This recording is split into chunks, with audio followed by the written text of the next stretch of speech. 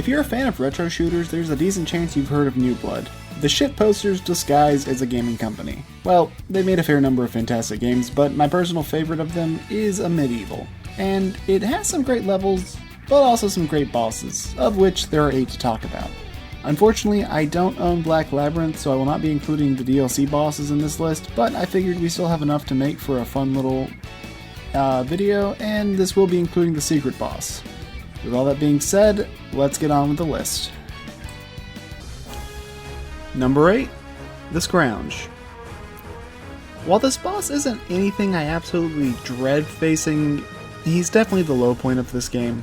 All the boss will ever do is jump at you, and have its eyeballs fall off and attack you themselves, making for some pretty easy overcharge, but it's also very easy to get chip damage. I don't really have some long rant on why this is the worst boss in the game, it's just the least interesting in my opinion. Though, I'll give the boss some points for the multi-level arena, where Scrounge will chase you up in the rafters if you came up there, but once you drop down there's no way back up, so it just becomes a standard fight, and not a very fun one at that. Thankfully, after you take this guy out, the game opens up a ton, and you have a much better boss lineup to fight. Number 7, the Moon Guardian. The tutorial boss of this game isn't bad, but it's not anything special. It's an FPS boss in its purest form of shoot it till it dies, and there's some enjoyment to be found here. Visually, it's fairly cool looking, and the boomerang projectiles do require you to stay on your toes, which I can appreciate. But ultimately, being the first boss in a game that's designed to be similar to some retro shooters, it's not going to be doing anything too crazy, and unless you try to whack him with your axe, you're probably not going to die here. Number 6. Shite.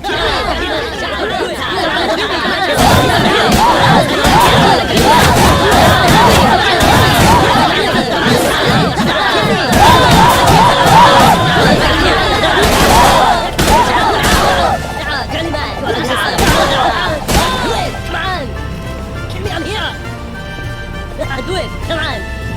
Do it! Come on! Come on right now! Because I know you got. Kill me! Kill me! Come on! Come on! Come on! Kill me! Come on! I'm here! I'm here! Kill me! Do it! Come on! Yeah.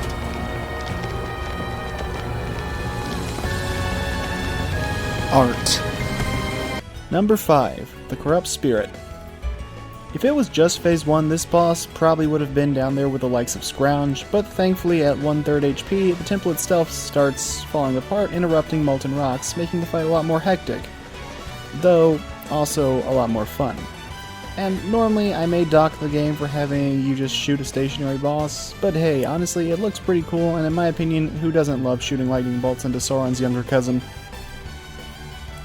After a admittedly somewhat frustrating level, it feels pretty good to take your aggression out on just a target that can't move or dodge your attacks at all.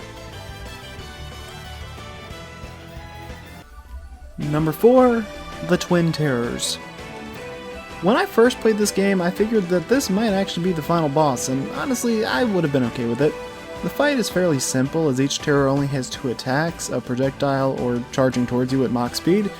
But this boss has one major advantage over a lot of other fights, and that's the Z-axis. Being able to move in all directions allows this fight to have an extra layer of involvement despite the fairly simple moveset, sort of like comparing an Armored Core 6 boss to an Elden Ring boss, and I appreciate that. I also very much appreciate there being bounce pads below the arena, so if you fall out or get knocked out, you still have a chance to save yourself. Lastly, I think the sound effect changing depending on whether you're in the air or in the water is a cool touch. Though, I have to admit, while the music does set a pretty good horror atmosphere, you're not going to really hear it. You're just going to hear the sounds of them charging at you angrily. Number 3, the Solar Saint. This boss may be a reskin of the Moon Guardian, but the fight has far more complexity to it. Solar Saint has a fairly small moveset of only 3 real moves you're going to see, but they're used frequently enough to keep you on your toes and keep you alert at all times. He can swing his massive hammer at you to deal some good damage, fly into the air before crashing down, I wonder if you can make him jump out of the arena. If you want to consistently dodge this, you will want to look up to see where he's going and jump at the right time. And lastly, he can swing his hammer around his head to send out a ton of fireballs. At high HP, he sends them out of his body just all around, but at low HP, the attack simultaneously becomes more and less dangerous because he'll now intentionally start aiming at you, but as long as you have enough room to strafe left or right and move quickly, you can pretty easily dodge it. Lastly, taking him out has one of the largest impacts in the world as it causes the sun to go out, and if he dies in the center of the arena, his armor will fall down the hole, which is funnier than it should be. Number 2, the Forge Master. This boss initially seems like it's going to be another reskin battle, sort of like the Moon Guardian or the Solar Saint, but then you see just how much larger this boss is compared to them, and it holds a completely different moveset, being able to thrust, slash, jump slash at you, send down waves of fire, as well as bouncy fireballs. This boss also has a much narrower arena than some of the other bosses, meaning you need to position yourself carefully. But the real kicker is that the Forge Master is invincible at first. Instead, you need to lure him to one of the blue forges and have them render him temporarily vulnerable while you get a chance to attack and do some real damage, and when he's rendered vulnerable, the Forge Master goes from invincible to actually staggering quite easily, though not defenseless. Against other bosses, this arena would make for a pain in the ass, but his attacks are all designed around the arena you're in, and you can bob and weave through them, and the invincibility means you just need to engage with the boss instead of just camping him out in the corner. I just wish the Forge itself was a better level because this boss is way too good to be at the end of such an annoying area.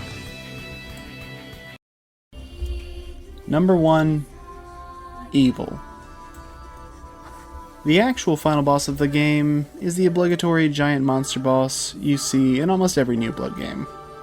Before you even get into the fight, you actually hear it talk to you and you realize this is the boss that's kind of been saying you die every time, well, you die. Though, as far as giant monster bosses go, I think this is one of the best. Evil is invincible to your regular attacks, but shooting him will fill the overdrive, and your overdrives will damage him. This boss is actually a giant...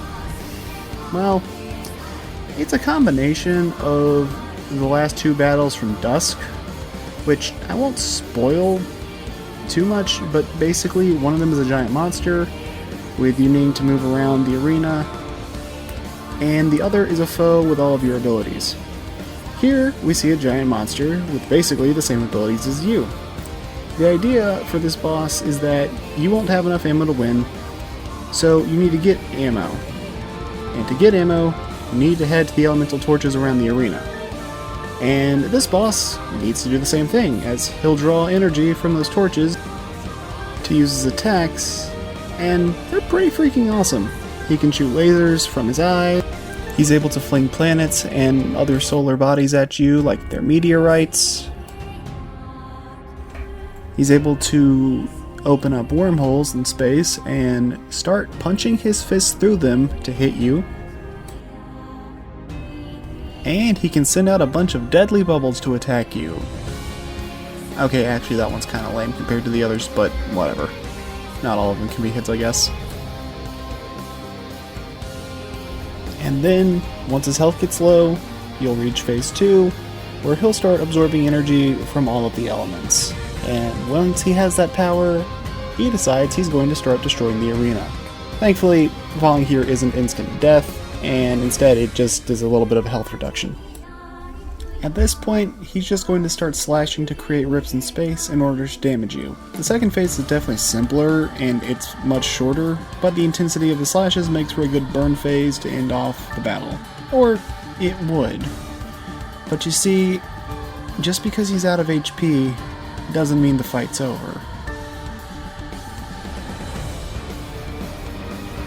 Where the boss stops taking damage at 1 HP and will grab you. And for the final blow, you simply take him out with your axe. Honestly, I always love when games end up saving their best thing for last, and I can safely say A Medieval is one of those games.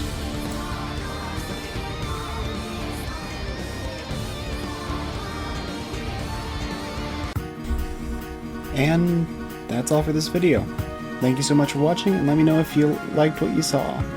And also let me know if you'd like to see a level ranking for this game. This was definitely shorter than some, but hey, not all my favorite games need to be 50-hour RPGs, and either way, I still appreciate you watching. If you want to see more content like this, consider subscribing. If you enjoyed the video, consider leaving a like, and if you disagreed, well hey, there's the comment section down below, so make a list of your own.